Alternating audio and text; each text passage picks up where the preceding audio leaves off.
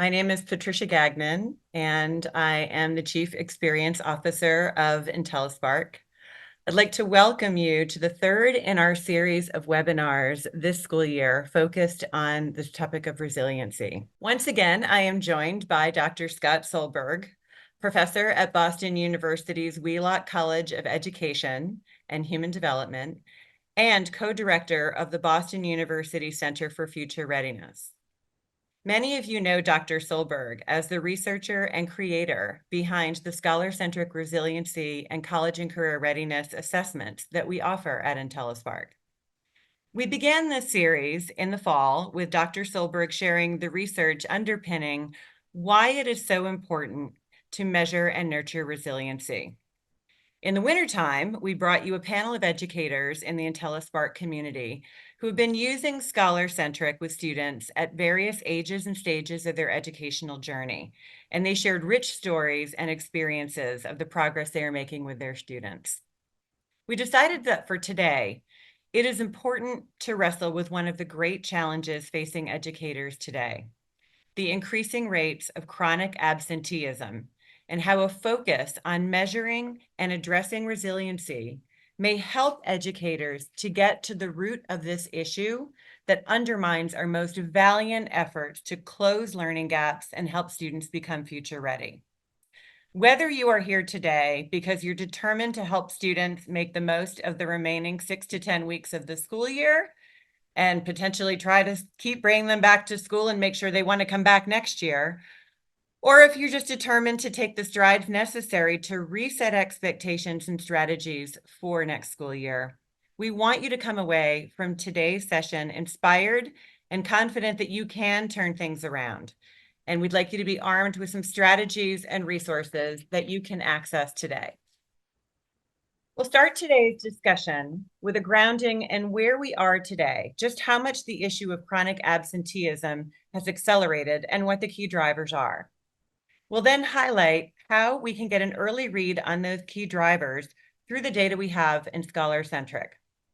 I'd then like to show you how readily your staff can take action in IntelliSpark, which many of you have, to revert some of these early warning indicators, take action, and monitor ongoing progress against those indicators. Beyond IntelliSpark, Dr. Solberg will talk about Tier 1 strategies your educators can take right now to reconnect with students and re-engage them. For as Dr. Solberg says, we have to engage the heart before we can reach the head. Beyond universal strategies, we also know that some students are in need of strategies and resources beyond the classroom. So we'll discuss Tier 2 and 3 strategies to add to your toolkit, whether for this spring or for the fall. Finally, we'll leave some time for questions and some follow-up information. Throughout today's discussion, we invite you to put your questions in the Q&A, and we will do our best to address these questions before our session concludes. On the closing slide, you will see my email and that of Dr. Solberg if you would like to follow up with additional questions or thoughts.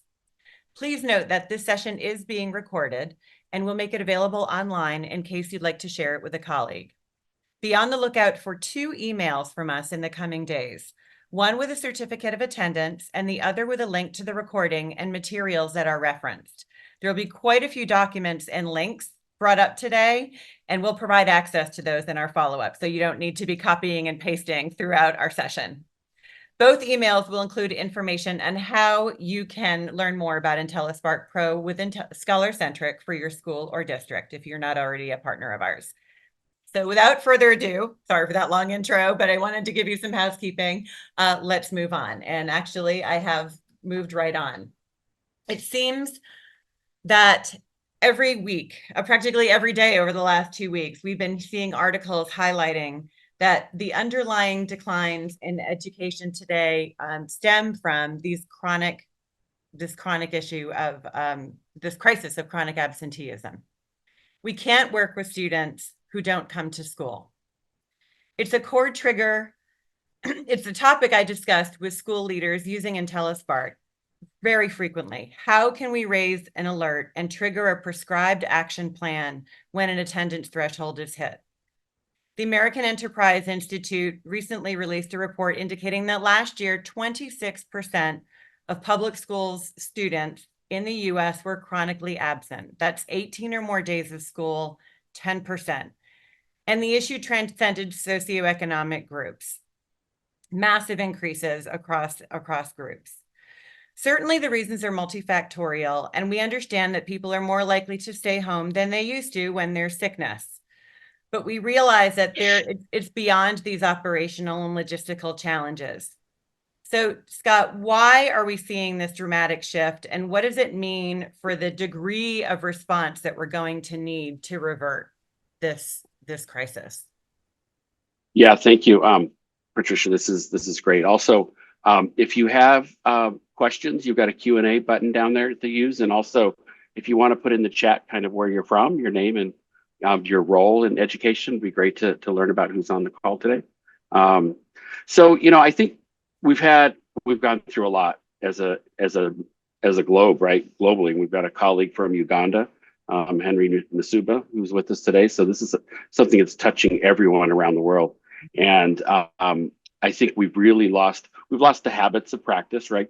Everyone is staying home. Talk about chronic absenteeism. Take a look at our offices when you come into big cities. See all the cars that are no longer on the road, right? Everyone's kind of stepped off into a different pattern, and our children are doing the same. And so there's certainly a sense of the loss of those habits, but there's also a loss of relevance. There's just a sense of disconnection, a sense that there's a lot of trauma that came with this whole epidemic that we can't underestimate. And not just trauma in the sense of loss, trauma in the sense of disruption, right? Everything about our lives was severely disrupted. We're not happy about that. We don't want to be told that we can't go outside, that we have to, stay within with masks on, all this. It's been a very challenging time. And I think what we're seeing in terms of the chronic absenteeism is certainly, we can put it in that perspective, that we need to recognize that everyone is still challenged, everyone is still in a sense of suffering, and we need to start thinking about ways that we can redesign this whole process to reconnect with our youth. And that's what we'll be talking about. Some things we can do within the structure of a school setting, but we'll also turn to some things we can do outside the school setting as well to make this work. Mm-hmm, mm-hmm. And Scott, you also have mentioned that the degree of this also signifies that it's not going to course correct without something quite overt. Yeah, we have to, we want to go back to our business as usual, and the reality is we can't, right? I mean, we just can't go back to business as usual. So we've got to think about how we can redesign that business. And also what we found during the whole COVID, there are a lot of things we learned that are more efficient, things that we've learned that are, that can be more effective, more interesting and exciting. So how can we bring some of those pieces into the situation as well? And certainly the learning from home issue, things like that. Some kids thrived, some didn't. So how do we think though about multiple ways we can find ways to connect with youth and children today? And that's really kind of the struggle. We have to think about how to redesign how we operate in this space as well. Okay, so moving right into a space you know quite well, that would be the images from ScholarCentric reporting. And this is an actual image from a partner and some of their recent results. I thought it was very interesting, Scott. Back at the beginning of April, Ed Week had an article highlighting a report by the GRAD Partnership, which is a collaborative of 9 different national educational organizations focusing on student success strategies. And they discussed the fact that many early warning systems that have been out there that schools have been using are very focused on these lagging indicators, attendance and grades, but that they've been missing the key piece, which is the social emotional component and the need to focus on connectedness. And I had to laugh because I thought it was over 10 years ago that you developed ScholarCentric with this focus, with connectedness actually being quite at the heart of it as an early warning system. So I'm just wondering, can you, when a school sees this, take us back to when you were conducting this original research and share what you saw at that time behind resiliency and why or what this actual data above means in terms of Hmm. logical next steps for a school Yeah. when they see something like this, because it's very common. Yeah, yeah, no, thank you. This issue of connection, as you said, is so core. I remember when one of my favorite stories is something really changed, had me rethink about my approach to trying to work with youth. Was a student who wasn't coming in, wasn't really focused on learning when he was in school, and I said, what can I do here to help? And he goes, well, the first question I have is, why should I learn something from you when you don't know anything about me? And so Mhm. this idea that our youth want to be heard, they want a connection, they want to get to know who their educator is, right? They want to have that opportunity. And so the original scholar-centric interventions we did was all about that relational dynamic, creating in that classroom authentic conversations about these specific areas, right? These skills that you're seeing here, so that they could realize that everyone struggles with these, everyone has to develop these, and that these are lifelong skills that are going to help you be successful throughout school, throughout transition, throughout life and work.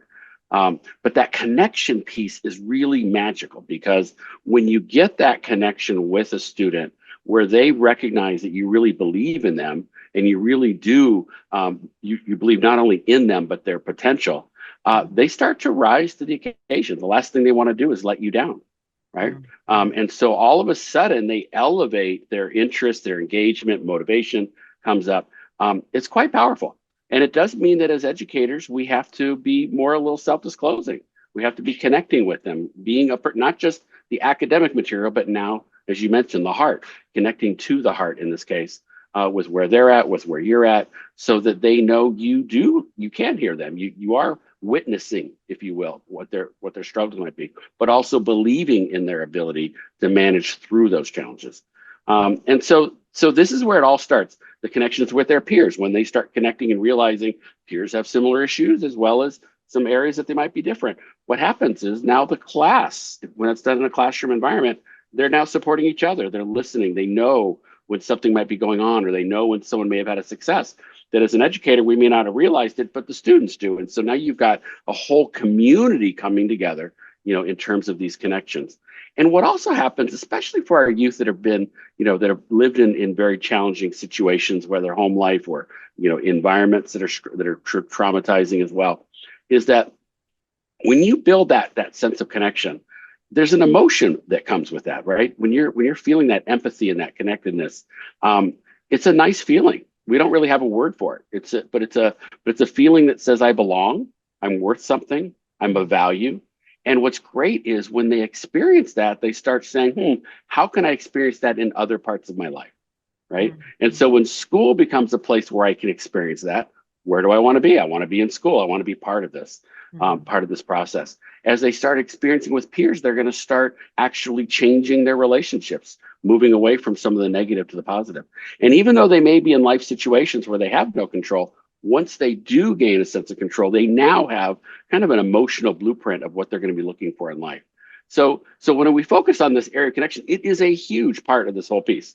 And Mhm. honestly, it will then jumpstart all of these other areas. When they start focusing on learning, they become more confident, right? Mhm. All of a sudden, they find education is relevant and important.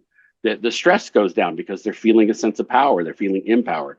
As a result, they start managing their health and wellness in different ways as they go forward. So everything kind of works through this starting point, this initiating piece. Mhm. And so it's such an important piece. And there's so many ways we can do this at the beginning of a class, as they're walking in the building. There's so many ways we can do this. Doesn't have to be a sit down 1 hour lecture, stop the whole school day. It's really a way of being, and really helping them. Once we establish that we have that connection, it's so much easier to teach, so much easier to confront when things start going in a different direction, because they see it as a challenge, not as a threat, because they know that you're there for them and believe in them. So much comes out of this if we could just focus on that connectedness. and Mhm. and really, now that we're dealing with chronic absenteeism, this is the centerpiece, right? Front and center of what we want to work on. Yeah. And there's something that I wanted to, in our discussions before today, I've often asked you, are we making this overcomplicated? Are people feeling that moving the needle here is going to take something monumental that nobody has the energy for? Because I'm telling you, like, I talk to schools every day and people are exhausted. And I They think are. Yep. the idea of bringing on some whole new program can be really overwhelming. But I um, was speaking with some psychologists, other Boston psychologists, educational psychologists, not too long ago, and they were saying one of the things that students need, in addition to knowing somebody cares if they come to school tomorrow, is they need to know that they are valued for something they bring to that school community. Right. It's a sense of I belong in this Hmm. community because there's Yeah. something I contribute. Doesn't have to be that they're an academic rock star. Hmm. It could be that they always greet someone kindly or that Hmm. they are a great listener. And I think it's those little acknowledgments that can go so Hmm. far that we could start at any given time. Yeah, I want to jump on that too. I think one of the challenges we have as educators too is the pressure we put on ourselves and the pressure that's put on us, Mm-hmm. right? That it's our job to be magical and make all of this happen. And I think the magic as an educator is authenticity and being present.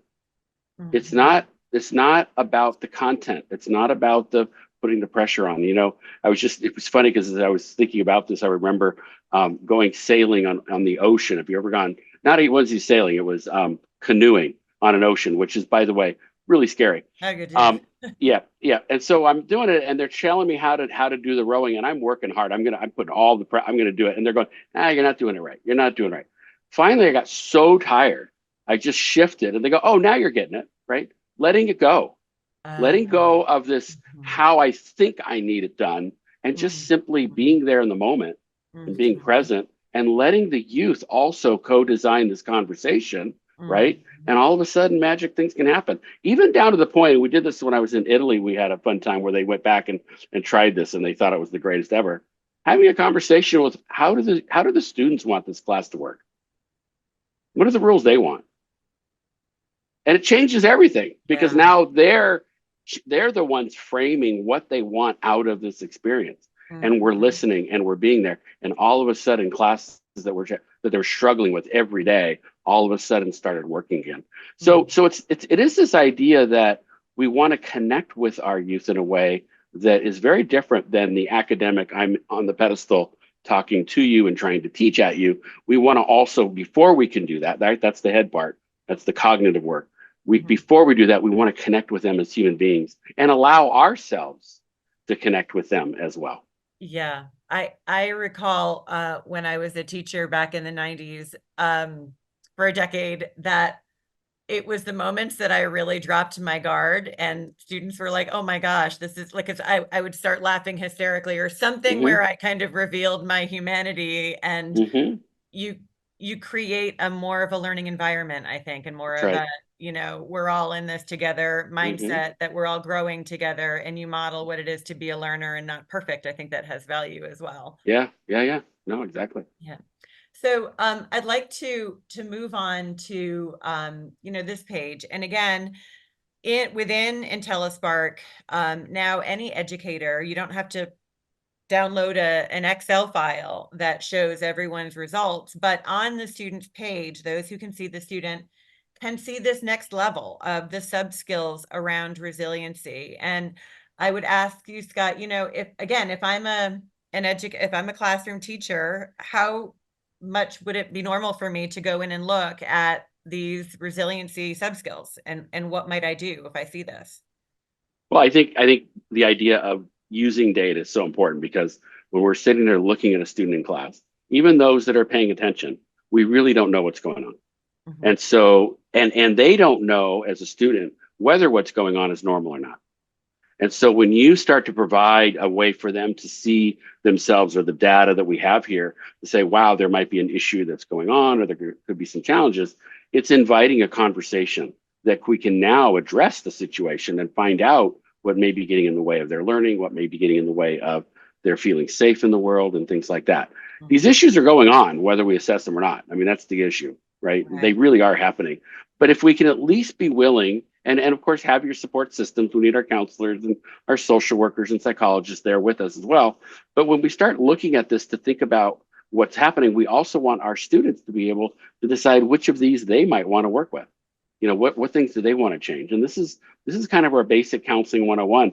As the counselor, I've got all kinds of ideas about how I want you to change. But at the end of the day, it's really up to you as the client to say, here's what I want to work on. And when I become confident in working on that one thing, it builds my confidence to take on the next task and to take on Mhm. something more challenging. So this becomes a real invitation when we're working with our students to say, oh, okay, let's talk about some areas that may be out of balance, and using those words, right? It's out of balance. And what can we do to start bringing some of these things into balance Mhm. as we talk about it? So, and these are all malleable. That's the good thing. In that classroom, right there, in this moment, we can work on these issues because this is how we can design our school setting, right? This is where we control a lot of their life experience right now. And if we can help them build a sense of success in that moment, again, it becomes that blueprint that they can experience in other places Mhm. in their life as well. I like the idea of asking the student which area they want to Mhm. address, because sometimes they really have strong feelings about what's bothering the most and what they want to tackle. And I like that sense of empowerment and making progress with, encouraging them that they can make the progress because these are Mhm. malleable. Um, what is your thinking about, if we have partners who've just recently come on to, IntelliSpark and using ScholarCentric, how important is it to do a pre-assessment if they're brand new to it before the end of the school year? Or if they took pre-assessment in the fall, how important is it to get that post-assessment before Mhm. students leave before the summer? Well, I think, thinking of it as a screening device, right? We're just trying to see as a barometer, where are we as, in our school, but also where are our students? I think it's important to, it's whether it's a pre or a post, right? It's the end of the year. Mhm. We're getting a picture where things are at. And then we can begin conversations about how can we begin thinking about changing that? How can we start the next year, with a different plan? How can we use the summer to start, getting some relief and getting our energy back up as we begin looking to go forward. So I think there's some things we can do in that space. It also allows us as educators, and you saw the first piece we looked at, to get a sense of where our school is as a whole, and that can help us as educators start thinking about, okay, Yeah. will we give ourselves permission to do some things very differently than we have in the past, right? Right. That if we have so many students that are suffering and are challenged, right? How can we begin thinking about some redesign that might help us bring this in? And I have worked with schools where the first 3 weeks of school is all about connection. It's all about the connecting with the educators, with peers, going through these SCL activities, Mhm. really thinking about what am I here for, what do I want to be doing, and then they get into the academics really starting in that third and fourth week after those connections are built, right? That's a real redesign, right? I mean, they really are slowing it down and really allowing themselves to work with these youth. And in the school I'm talking about, it was the first time, 4 years later, it was the first time that for generations that anyone had graduated from high school in these families. So Wow. when they got reconnected, that's why we talk about the heart, and that was where I got it from. Was this principal? Principal Di was amazing, and she just said, "We're going to connect with the heart first, and then we'll get to the mind. We'll build it up later." And it worked. And they would start every year that way, and these students were energized, they were engaged, and they really put out. And boy, that celebration, when you have a whole community who's never graduated from high school, and you have your first high school graduation, I'll just say it's loud. It is raucous, right? So we know that it can work, but we have to give ourselves permission to say, all right, let me take a risk and not be focused on that traditional, 4 hours of this, 4 hours of that. Let's find ways to connect. That may also take seeding that with the community too, right? Because people may be Mhm. up in arms if you make such a dramatic shift, and they'll think we're trying to make up for learning loss. Well, having them in school and having them liking school and engaged in it is where we have to start. We can't really deal with the learning loss if they're not there. Exactly. Yeah. I'm gonna, as I move on to the next slide, this is a picture of what we sometimes see in IntelliSpark, which is we've got data.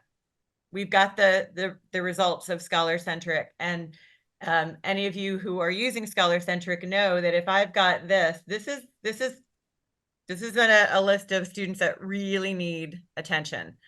You know, an ARI score of over 80%, you know, over 70%. This is intense. And you know, I think the question is, what is happening over here? Do we know if anyone has taken time to reach out to the student and give them positive feedback? So what we like to see is something more like this. Although this isn't perfect either, but again, it takes a village. It takes the entire team to really engage here, which is that we see in this first column that we have students who have academic risk, but at least with this student here, I can look over here and see someone's been giving this student positive feedback. They've been giving that child praise. Some flags were raised. There are some actions that are taking place, referrals that have been made, and supports put in place. What we don't want to see is a student who you know, may have taken some quick check surveys and they're low on well-being in this column, and yet no one has given them any positive feedback. And so this is, you know, in many schools, we recognize that this may be happening in other places. Mhm. There may Yeah. be spreadsheets that have actions being taken. There may be email chains somewhere. What we're Mhm. increasingly seeing with our newer partners is that they're putting it all in here because they can now see immediately if there is a student with this early warning, what are we doing? And so it's kind of, I think, giving more peace of mind and relief of having to carry this around and do a hunt in your system, in multiple systems. So wanted to share. Yeah, Scott. Yeah, and Patricia, remind me to add to our links if I didn't give it to you already. But Harvard there's a group in Harvard that has a beautiful, just a quick sheet for every educator to identify which student in the school or which ones they're connected with. And it Okay. allows you to do exactly what you're seeing right there, that some students just aren't connected. We're not getting them attention. We're not witnessing their successes, which is what you're Mm-hmm. describing there, right? Without having the high fives, we're not really seeing, you know, when we catch them in the act of something positive and something great. And so when we have those students for whom no adult is connected, that's a problem. That's something we need to be thinking about. But this gives a nice assessment to really think through the whole the range of students that we have, and we can begin to identify those who are going to end up stepping away if no one is making those connections, you know, with them. Yes. And I appreciate your saying that, because that leads me to some other images here. This is not a full hub page, but some things I wanted to highlight. This is an actual student right here. And, you know, this is showing that for this particular student, they're saying right in their get to know me survey, you know, they're having a challenge with a specific academic area. So we take a look at this, we could immediately say, oh, maybe the student should be in the writing lab, or maybe they should have a peer tutor who's a writer, a writing coach. But this student's also saying, I'm not really passionate about anything. And so this is a student who clearly is not necessarily feeling engagement because they don't know what they care about. So it's hard to make school relevant when there's not something out there in the future. This school is also using our quick check surveys, and this is over 2 years. And so you can see that certainly in the area of connection, there's really an opportunity for this student. This is pretty recent to really still have a peer, you know, again, that's where a peer tutor or an adult partner coaching them in areas of struggle could really make a difference. Or here, self-awareness. They're not really sure what they care about. And so how can we make sure that somebody is helping this student to move the needle on these areas? But over here in IntelliSpark, remember, we do have the ability to make sure that every student has a key connection on staff. And there is reporting in IntelliSpark that you can pull up and see, are there any kids with no connections? Are there certain staff with 10 connections and some with none? You Where is there an opportunity? So that is right there. There's an opportunity to share. If you know the student has a strength, maybe there's a key connection who might be a key partner. Like, oh my gosh, I'll play chess with this student anytime. Like they can coach me. Um, and then certainly there's always that opportunity to send the video high five or whatnot. So I just wanted to remember before we kind of dive into, Scott, some of your other tier Yeah. 1, tier 2, tier 3 strategies. I just Mhm. wanted to remind people that there are a lot of things you can do immediately in IntelliSpark to address this issue of students not having connections, students not being known or understood for their challenges. We can address it and we can give them positive feedback and those little nudges as they are making headway. Last thing I want to say before I hand it over to you on these strategies is, we have in IntelliSpark, we've recently released a ability for staff to reply to other notes that staff have put in. And we have a brand new school that came on board this month and they're diving right into it. And I was working with them the other day and I could see that a staff member, I don't know if it was a special education teacher or a general education teacher, who had a breakthrough with a student and said, I found this strategy that is working. I wanted to share it with you all. Um, and I learned, this student told me that he does not want to go to summer school this summer. He really wants to make sure he doesn't have to go. So if any of you other teachers have something that you think they're going to be at risk of failing and going to summer school, let me know and I can help them in your area. There are just some amazing examples of this virtual wrapping of arms around students. And I just thought it was wonderful how they were sharing. So I wanted to That's add that. great. All right. Okay, so moving into some of these divine strategies of connecting with the heart before the head. Scott, you've talked about how critical it is to make school a different kind of environment if we have a chance Mhm. of bringing students back to stay, not just to dip in and then disappear for 18 days. So how do we realistically make these changes? Again, keeping in mind that the educators we're talking to right now are just spent and their students are too. So Mhm. how do we make this achievable in the last 6 to 10 weeks of school or in thinking about next year? Yeah, yeah. Well, great. So let's talk about some ideas, and you've got a chat there. So put some ideas down that you might be already using as well. We'd love to hear, some of the things you're doing. I think that the first thing I want to suggest is that there are ways that there are for curriculum ideas. There are some things that we can pay for. One of them is I think we have a link to Wayfinder that you'll be getting, which I'm finding teachers are loving because if they have 10 minutes, 15 minutes, a half hour, that they'll find a topic within that social emotional learning area that they can push right into the classroom and begin doing some fun things. So there are some things already developed for you that you can do. But I think it's also when we talk about connection, we're needing to do a lot with our youth, especially in that middle school space around cultural identity. What's my background? What is it that makes me unique? What is it that makes me connected? What do we have in common? Activities like that can be quite fun. We do have a list of free access materials that go into some of those topics and conversations that I've shared with you all in the past, and we've brought it back in as well. Some who am I activities so they can see that they have some talent.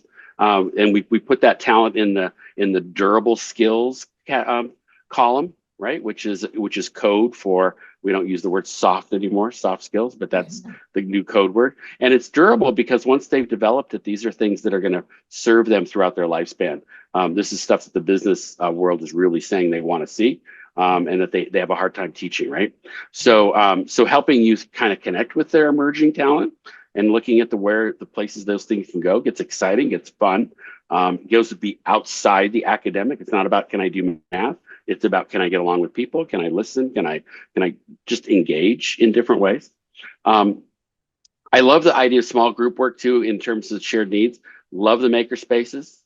Love it. Creating a maker space in the school where we step away and let them design the structure of what they want to do. Let them take over in these activities can be really powerful. We're also finding for our students with special needs, this is a great activity to just kind of let them really flow with their ideas and seeing the talent that comes out of that. Now, when we were in Milwaukee and we were working with the inner city school, we had we had a 50% mobility rate. We had chronic absenteeism. It was craziness, right? One of the things we started doing was every once in a while, maybe once a month, a little dance party as they're leaving school, right? So here's the cafeteria all opened up. All of a sudden, there's a light bulb, lights are out, music's on, and they're leaving school, and everyone's hearing. And the teachers, by the way, are experiencing a different school because there's music, there's laughing, there's fun, there's spontaneity, right? It just Mhm. completely shifts, and it reminds everyone in that building how much fun we can have within this space, right? I feel like Um, it humanizes. It makes everyone totally, just human and it's amazing. brings joy. Like, It how is often does exactly. that happen every day in school? That's right. Yeah. You have- Yep. And in our language arts, they'd be working on poetry or some, some different jam type things. And then at lunch, there would be just a hallway and they would have a platform put up and students would get up and read out their stuff, right? Sharing these different ideas. It was just, again, the spontaneity. You get this idea. This is what happened back in when our sociologists were first studying kind of group behavior of youth, right? And a lot of times they're out there on a street corner just hanging out. And they would say, "Why are you hanging out on a street corner?" And their answer was, "Because you never quite know what's going to happen." And it's Mhm. like, how do we make school that street corner? Mhm. How do we make them just not quite sure on any given day what's going to happen? Because there's spontaneity, there's things happening, there's laughter, there's engagement. How can I miss that? Right? I got to be there because what am I going to miss? One of our favorites and the one that really talk about anxiety attacks for our poor principal and the teachers was because we were in a place that was we had gangs all over the place. I mean, this was a very challenging environment. But we had the juniors sleep over in the school building, and they were sure this building was going to be totally destroyed, right? The principal was there all night with us. We had teachers peeking through the windows at 3 in the morning just to see what was going on. And at the end of it, the principal's like, "Oh my gosh, we're doing this every year. This is because you know what? They were kids. They were Mhm. just kids, and they were allowed to just be kids." And it was so much fun. It was so much fun. So it's just things around that I know are challenging. I know can be hard to think that what is this going to be like, and Yeah. it's letting the control go, right, and Right. allowing youth to kind of direct it in there. It's amazing the fun things that can happen, and it just changes what school is about. We had another one. It was really odd. I didn't have it on this. We didn't talk about this one, Trisha. But when we had our language arts work, they got some funding to put in a new, set of books that started from zero grade level all the way up to college. And so youth got to go in and choose what they wanted to read. And I remember hearing a kid on a cell phone who had come from a different school telling his friends who were at that other school that they really needed to come to this school because they'd let you read what you want to read. And I was like, yes, that's what we're talking about. Small, tiny thing. I'm choosing something I want to read. It's on Right. my own time. I've got these wonderful comfy chairs to sit in, and I Right. just can sit and hang out and do this, right? Yeah. And that little space Mhm. became a powerful place for learning because I was able to show the teachers the data that their math scores, 50% of the variance in math was reading. And so those math teachers signed up to get their kids in once a week into this space so they could just have time to just read, and then we could watch the Lexile analysis go up over the year as the books they were reading started to increase in Mhm. complexity, right? So there's lots. This is what it's changing the game in so many ways. Yeah, Um, I particularly love the I can't miss it because I don't know what spontaneous thing is going to happen. mhm, You didn't tell me. Well, I just assumed you'd be here. So that's I right. love the spontaneity piece, the, Yeah. quick hits. It doesn't have to be a whole day. Hmm. Um, and I will say that one of my first years of teaching, I had a group that they were older students, English students, and they had never finished a book before. And just for them to be able to select a book and have time throughout the week and to actually say, that's the first time I finished a novel. And it was a massive change for them to know, Wow. like, I can be absorbed in this. Yeah. Sometimes we have Yeah. to take time to get Hmm. that acceleration. Yeah. Um, And so, okay, and now, so there's definitely, I know, Scott, you have a host of these engagement ideas. How about how we talk about, again, very Yeah, specific strategies for the relevance piece and the sure. MyCap role? Yeah, so the MyCap is the My Career and Academic Plan. It's something all your states are engaged in. It's called individualized learning plans or individualized career and academic plans. We all have different names, but we have a list, and you'll get this guide. It has a whole bunch of like starter activities that we've been using a lot in middle schools. We've got some in Spanish. We've got all kinds of support elements around it for you to look at. Pretty turnkey, but basically what it's doing is helping youth realize they have talent. We mentioned the idea of their durable skills.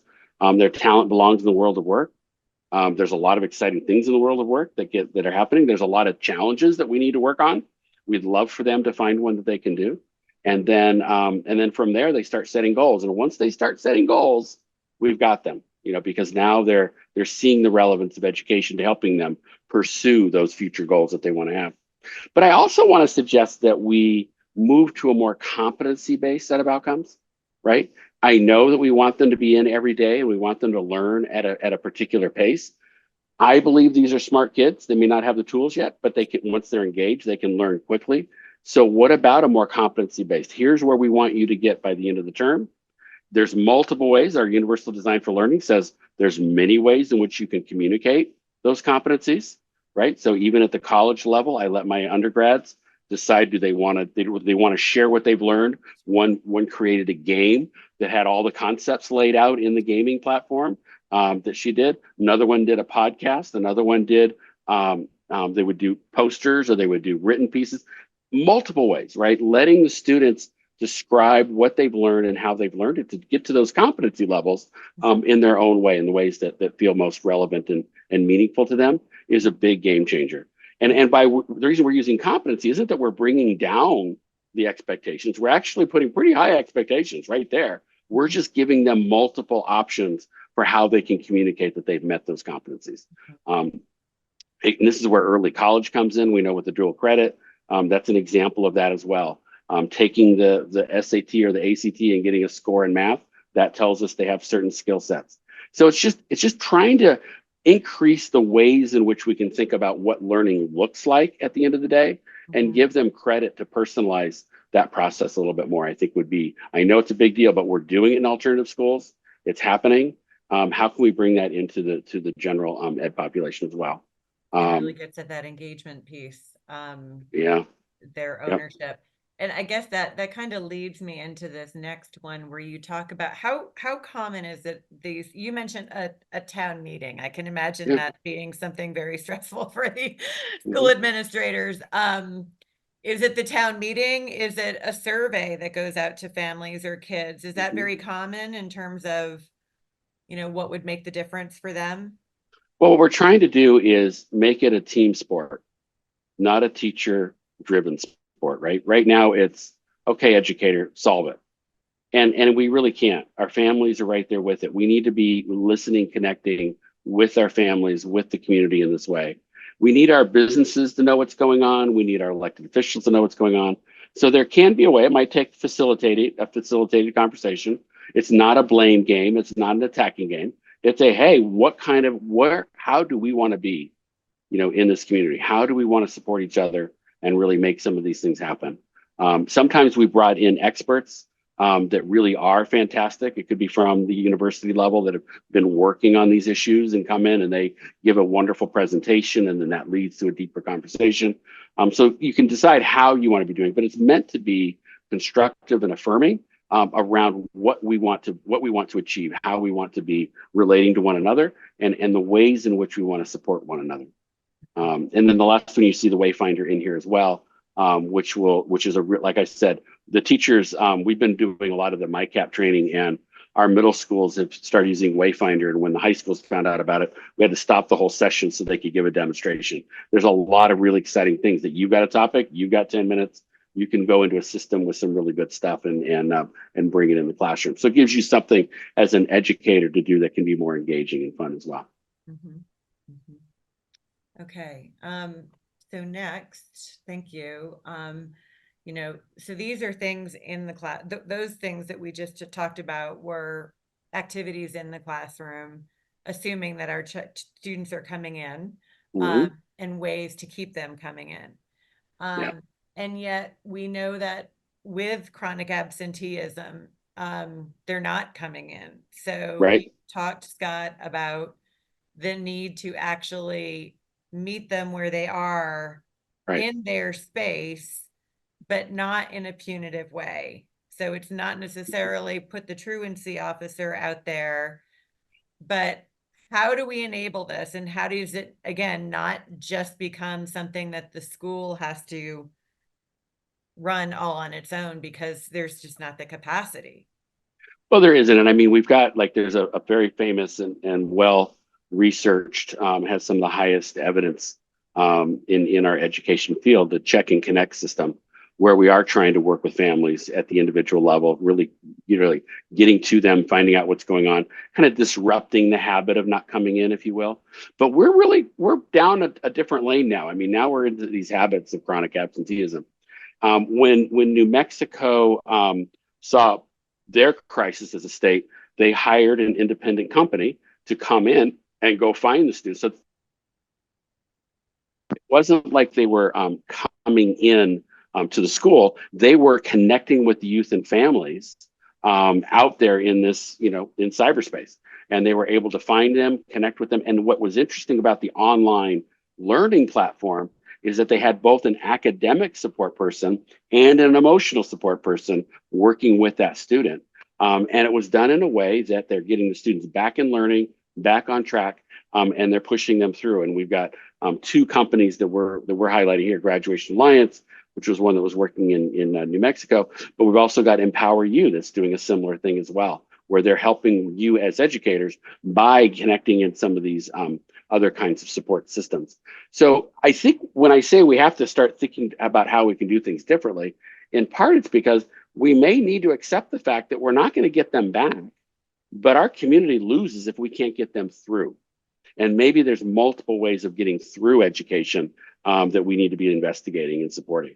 And then maybe out of that, as they get re-engaged with learning, there might be a way to get them back in the building through that process. Mhm. But coming up with recognizing there's only so much we can do as building educators, right? There's only so much time and bandwidth emotionally we have. So let's recognize that, and let's be willing to not blame ourselves as though it's something we're not doing well. Let's recognize we've got a crisis that has evolved out of a global trauma, out of a global disruption of all of our patterns, and people not sure, still coming through that trauma, saying, "What is it? What does it all mean? What do I really value? What do I want to do?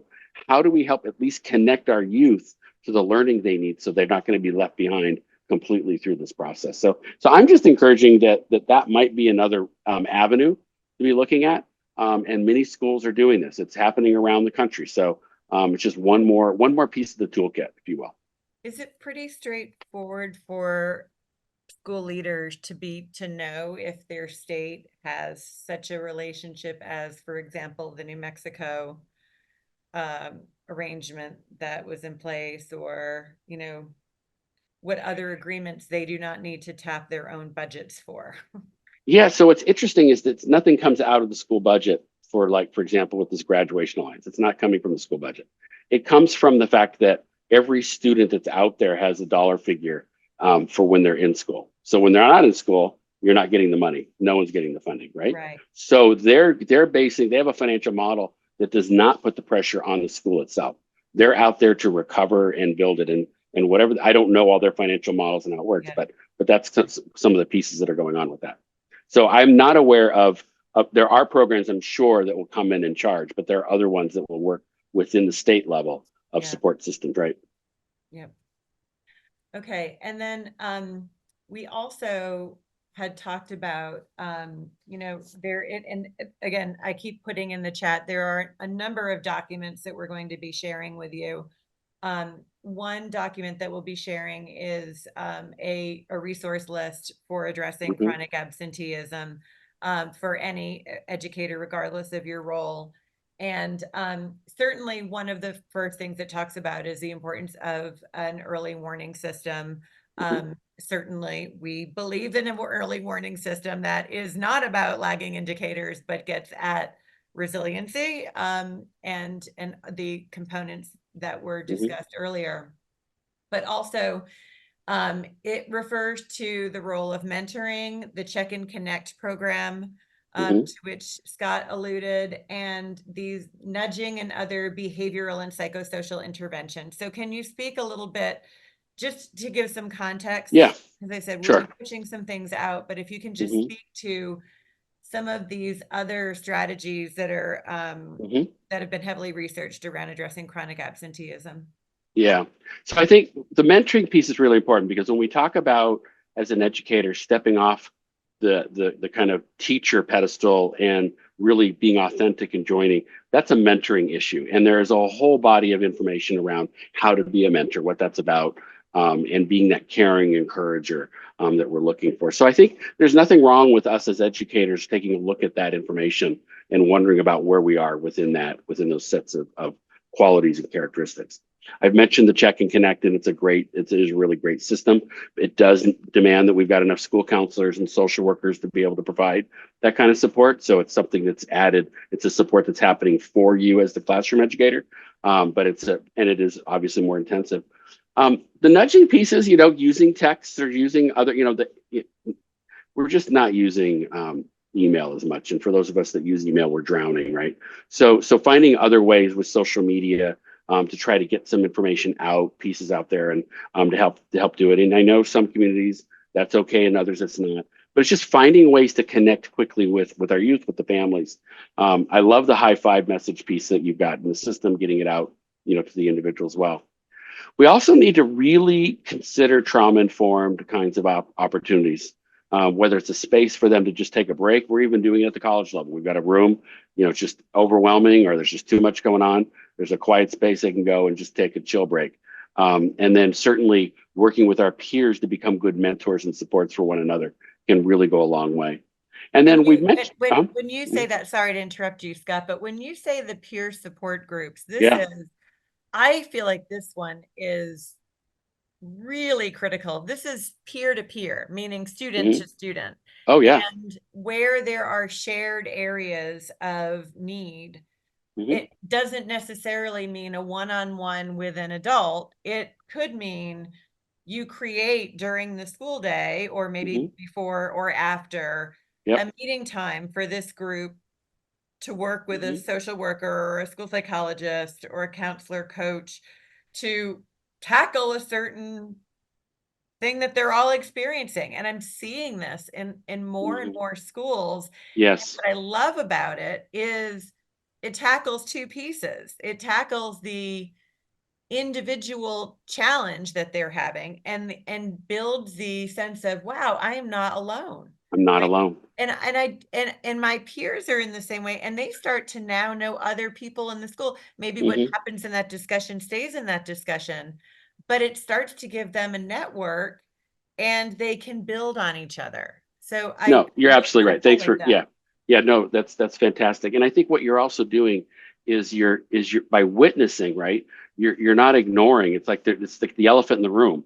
It's like, we're not talking about something, right? We're not willing to address it. And it gets in the way of learning, right? And sometimes it's not that we're dwelling on, we're just simply acknowledging, Mhm. these things are happening and people can then take those moments and it's a structured moment and then we're ready to move on because we see, oh yeah, okay, it is real. I don't have to keep thinking about it. I can let it go for a minute. Mhm. This last one here, this next last one, the individualized career development plan. This is part of the MyCap process, or that kind of career advising, future readiness, thinking about their goals and things like that. But it's done at the individual level. So we actually have a piece that was developed in relation to working with court-involved youth. But it's a really good piece for alternative ed for anytime. If I'm the social worker and I've got a student in, I can use these questions as a way of really connecting education to their life path, their life journey, and helping them find different opportunities out there they want to pursue. And as a result, then hopefully then seeing school as a connection to helping them pursue those opportunities. Mhm. And then we've also got some other online career tech systems that are out there. Career Village is a free system, and it's a chatbot, and it's designed to help youth with questions about things. The AI revolution is here. It's getting better very quickly. It is incredibly how fast this is moving and developing is pretty amazing. I know for some that's a scary thing, but for others, it's amazing to see just how much quality we're getting that's going on. But youth need at 11 o'clock at night. That's when they maybe need someone to talk with, and there's no one there. So Mm, having some of these chat bots available where they can start checking in, learning about what the options might be, that's when I want to start thinking about my next steps in my future, right? That's when it happens. They got the phone out, 11 o'clock at night, now they're ready. So mhm. I'm really wanting to have other options for them Yeah. to be connecting. Pathful is another good one to work on because it helps. It used to be Nepris, and some of you that know about that system, it was a way that youth were doing interviews with employers. It's gone well beyond that now because now employers can do virtual job shadows with the youth. They can do some internships with the youth in a virtual space. There's just so many things that we can do in connecting you to that world that's outside, and that brings some relevance and meaning to the work we're doing in school as well because it helps them see that there's adults out there doing really exciting things that are encouraging. And again, it all goes back to how do I get there? Well, I get there because I complete my math, I build my language skills, and I get my science skills going, and that gives me the entry points to move forward. So some of these technologies I think are something to think about and look at, Mhm. and I think encourage you you to also look through. mentioned Hope Street is also a free app for students, and Yeah, an AI, another chatbot type thing. Yes, another exactly. chatbot. Yep, Yep. So yep. I'll put those links out there to you. Um, you were right, Scott. There's a lot of information. There's a Um, lot of information here. We have a so lot going on. so I wanted to make sure I haven't seen any questions in the Q&A yet, but I do want to make sure we leave at least a couple minutes for anyone to ask Scott about anything that he has shared, whether it is some of those tier one strategies for mixing things up and turning things on their head maybe sometimes to put the Yep. student choice and engagement at the forefront, or at questions about any of these other resources or strategies that may be a little bit of a heavier lift, may require a little bit more planning. Actually, some of these bots are free and you could just let your students know about them.